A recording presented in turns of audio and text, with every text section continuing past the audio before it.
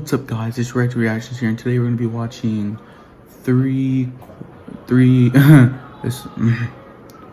what's up, guys? It's Red Reactions here, and today we're gonna be watching 3 animated scary stories by Mr. Nightmare.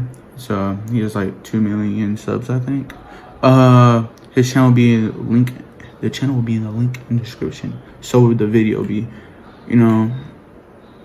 Let's get into it. Let's get into it.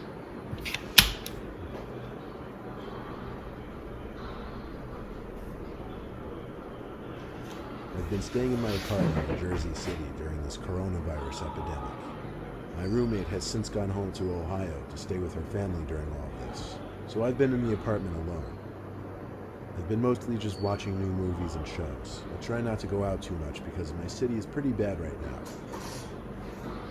A couple days ago, I was running extremely low on food, so I had to make a mandatory grocery run. I went to the nearby Trader Joe's wearing a mask and gloves, which, including the insane line and limited stock, turned out to be a production. On my walk home in the dark, I realized the streets were even quieter than they were the last time I went shopping, just a week before. Suddenly, out from an alleyway, some guy wearing a mask and gloves approached me. He had a baby wrapped in a hoodie and small blanket in his hands. He seemed very sincere in asking me to let him take his son to my apartment real quick so he could change his diaper and feed him his food.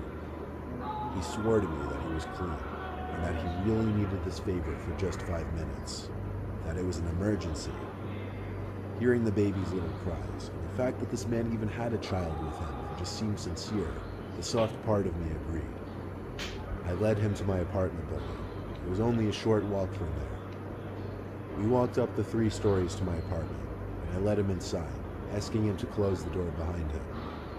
I cleared a spot on the living room table for him to change his child's diaper or whatever. When I turned around, the man was like pacing around, or more like snooping around, I guess. He went into my kitchen to do God knows what. I called over to him that I set up the table for him to use. He didn't answer. I started getting confused. I walked to the kitchen and saw him looking around suspiciously. And what else I saw confused me. The man was standing with what I thought was his child, held in only one hand. Oh my. It took me a second to understand. Please don't tell me that's a fake baby. It wasn't a child. It was just some baby doll wrapped up in a blanket. I'm assuming one of those realistic ones that make the crying and moaning noises. The man looked at me and pulled out a gun from his right pocket. That's where things went from 1 to 100 real quick. This dude, first off, he let a stranger go into his house. Second of all, he couldn't notice that the baby wasn't real from like the point of view he was looking at. Like when he first saw them, and, you could tell if the cry is real and everything. I don't care if it's realistic or not. You could tell the difference. And dude pulled out a Glock on him. He said 1 to 100. What? It's 0 to 100 real quick. No, oh my God. He looked at me with a gun aimed at me and said something along the lines of, I'm gonna take what I want and you're gonna stay in my sight. Of course, I had to say okay with a gun aimed at my head. I wondered if it could be a BB gun with a tip painted black, but even if it was, I doubted I could overpower him. I couldn't risk it. The man pulled out a big black bag from his backpack and filled it with valuables, including my wallet, some of my roommate's jewelry, kitchen valuables, my Xbox she lent me, and my iPad. It was sickening to watch. But it's a whole original Xbox One. He filled his bag and threw the fake baby. Not even Xbox One, just original Xbox. I called the cops first thing. They came and helped me in contacting the building owner to see the CCTV footage. Of course, upon seeing the footage, it didn't help much. The man's face was covered by a mask, making it near impossible to you still got from the nose up to look. See? You can still notice it. Sorry guys, somebody called me, so I had to end the video real quick, you know what I'm saying? But let's get back to what we were saying. You can still see the person's face. You can still see. So if I do like this, you're gonna still see who I am, you know what I'm saying? It's kind of whack. All I can do do is urge everyone to be careful, not to trust anyone, and stay indoors until all this is over. That's what you're supposed to do, boy. You're supposed to stay inside. Ugh. You're supposed to stay inside and you're not supposed to trust nobody. You're supposed to mind your business. You know what I'm saying? Stranded story. I was taking a road trip in my Mustang from Texas to Arizona to visit my brothers. I usually keep emergency supplies in the trunk, such as water and tools. I was taking, I guess, what you would call a scenic back route, because I liked flying at high speeds with the top down without worry of other cars or police. This was one of those completely deserted seeming roads with one lane on either side, and nothing but desert sand, cacti, and shrubs as far as the eye can see. I was flying down this road when the car started to emit these concerning popping noises from under the hood, and the car started to jolt or jump slightly.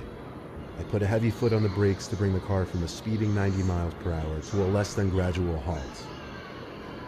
I got out from the car, popping the hood, pretending as if I'd even know what to expect or how I'd go about fixing it. There was no smoke, nothing like that. I didn't have a clue what could be the problem.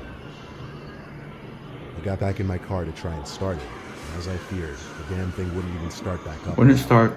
No. The car was an 01 Ford Mustang, so yeah, it was an old car with a share of problems. Naturally, I tried to call my roadside service company, but bad became worse, realizing I didn't have any service this far out in the desert. I was more or less stranded. I hadn't seen a single other car pass me that whole hour I was driving on that road. I was scared to think how long it would take for someone to pass. I waited on the side of the road. Luckily, he had some water. Trunk for literally hours, sweating my ass off. My spirits rose when I saw the shine of a car reflecting the sunlight speeding down the road in the horizon. I hopped off my trunk and started walking and waving my arms out for help. But the car didn't stop. It zoomed past me. Disrespectful. Pure evil. I didn't know how somebody could leave another human being stranded like that. Nightfall came and the hunger was setting in. No cars had passed since the first, and I was trying to fill my stomach with the water bottles I had in my trunk. Eventually, I saw headlights approaching. I had my car's hazards on, but I also waved my arms once more. The truck pulled to the side, and a fairly large man stepped out. I told him my car broke down and asked if he knew anything about cars. But he didn't immediately seem interested in my car. He more so seemed interested in asking me if I was alone, where I was going, and why I didn't just call for help. And he asked me if anyone knew I was here. These questions were certainly making me uncomfortable.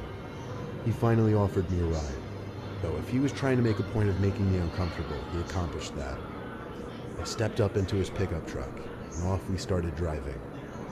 He said it would be a long while before either of us would have phone service. He started asking me more questions, like why I would decide to take a back route like this. Minutes in, the truck started to slow down, and I heard him mutter, "Ah, shit." He pulled onto the sand on the side of the road, looked at me, and said the piece of crap broke down. This couldn't be happening. I looked back at the man and realized he was still looking at me. Like 5 seconds went by and he was just still staring at me. He finally asked me to go lift up the hood once he would crank the latch. I can only describe this whole situation so well, but through everything up until this point, I was insanely suspicious.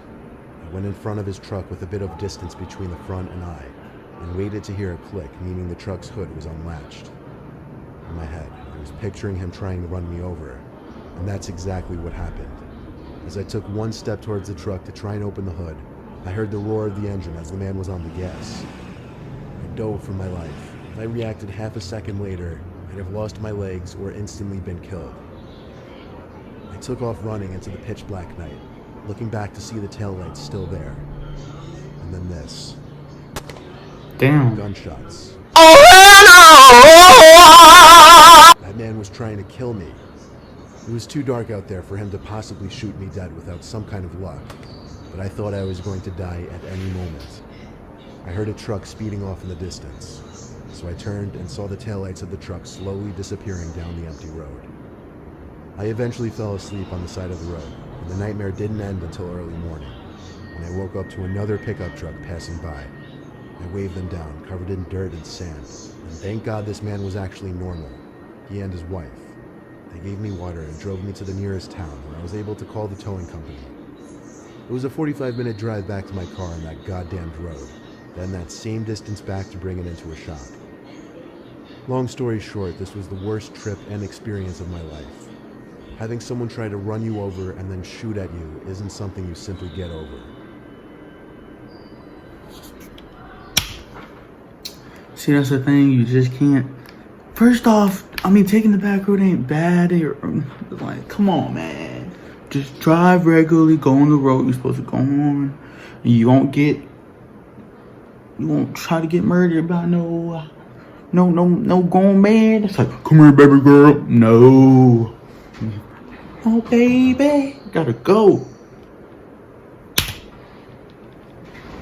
Cemetery story, I think. I'm stupid.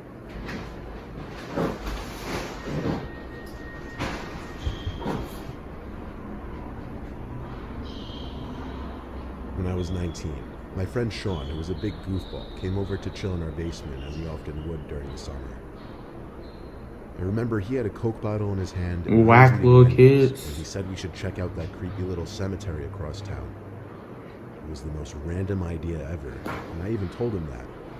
Still, we had no school the next day, and I knew exactly which cemetery he was talking about. I don't know if one should even call it a regular cemetery. It's just a small plot of land with maybe 100 tombstones at most. The tombstone's very archaic looking, and any time we'd pass, there would be no signs of anyone having come to visit within the last decade. The site probably dated back centuries, and it had this super creepy vibe to it because it was closed off by a gothic metal fence, and it was surrounded by woods on two sides, the road on one, and some old abandoned building on the other. Everything about it just gave scary vibes. It took a little persuading, but Sean managed to get me to want to check it out too. Ironically, it was a very cloudy, wettish kind of day, I guess conveniently adding to the mood. Sean pulled up his Honda to the side of the road. I told him to pull up more so it wasn't obvious. This was a low traffic road, so it would look kind of suspicious. He pulled up a few hundred feet down the road, and we got out and cut through the woods. 3-4 foot fence. I mean, yeah, they're probably like 5 something, 6 something, but like they climbed it or something. But like, I thought they were like 13, 14. These kids driving, they are the age 16 and above. And they got school, and they got it tomorrow, obviously, but they got it sometime. But they stupid enough to, dude, come on. Hopping the fence in the woods was easy. It was maybe a 3 or 4 foot fence. Sean kind of took the lead on this since it was mainly his venture. He led us through the eerie little plot of land, and we looked at the archaic tombstones. They all seemed to be from the 19th century. The writing on some of them was illegible at that point. I know it sounds super dumb and cliche, but I couldn't help but feel like I was being watched constantly. I started looking around the surrounding woods. I told Sean how creepy this was. I know, he replied. Still, with the feeling of being watched, I looked at the abandoned building next to the cemetery, at one of the windows. For a brief moment, I knew I saw someone standing at the window, even through the fog, smudge, and dirt on the glass. They casually either ducked or walked away from the window. I told Sean we were being watched by someone. What? Else, and he turned to look at it as well. Then he went to look for the entrance. Yes, leave. Just leave, bro. You stupid. Just leave before we get Don't walk around the building. I stayed still by the tombstone he was looking at while he walked around the building. Run. And he found a way in. He called me over, but I stayed put. I heard some loud kind of crack. So I looked in that direction, and there was this older man, probably around 55. I do look like Sensei Wu. Where was that off of Sensei Wu? I think that was off the Ninja Turtles or Lego Ninjago. Dude looked like if Sensei Wu had a baby with old dude from Harry Potter, bro. No. Hair had on a black raincoat. I believe he was wearing jeans, and he had a mustache. But that's all I really got of him. Then he opened his mouth and screamed. Not just yelled, he screamed, "Get out." He screamed it so loud I thought I saw birds fly away from being startled. And just like that, I started to feel lightheaded, and suddenly everything went dark. The next thing I remember was waking up to being dragged in the woods. I freaked out, thinking I was being kidnapped. But when I turned and got up, I saw it was just Sean. Sean was freaking out about something. He told me to follow him and run back to the car, so I didn't ask questions. As we ran through the woods, I heard something close behind me, and when I turned, I realized we were being followed by someone, so I ran even faster. We got to his Honda, and he basically put it in drive before the car... It was at this moment that he knew. He fucked up. Inside that abandoned building, he found a sigil of Baphomet painted on the wood floor, which is basically the sign of Satan. Around it were a bunch of freaky dolls with buttons for eyes. He didn't get to see anything else in the building, because he heard the old man scream at me outside. He came running to find me passed out on the floor, and he saw the old man slowly walking over to me. Fuck no, baby! The old man and into the woods. He actually literally picked me up and threw me over the fence to get me out. I quickly came back to consciousness, and that's when we ran. I had only fainted one time in my life, and it was at that moment. I don't know why I fainted, but it happening at a graveyard with some kind of satanic ritual building right next to it makes it that much stranger. Nice fire.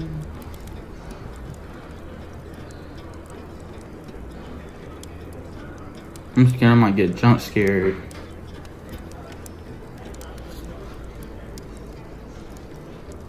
Okay, we didn't get jump scared. Okay, thank you guys for watching the video.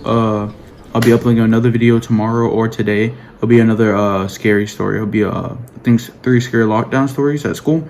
Thank you guys for watching the video. Go check out the IG at Carter_Keyshawn. Or you can add me on Snap at 8_kid. Thank you guys for watching. Goodbye. Bye. Have a great time.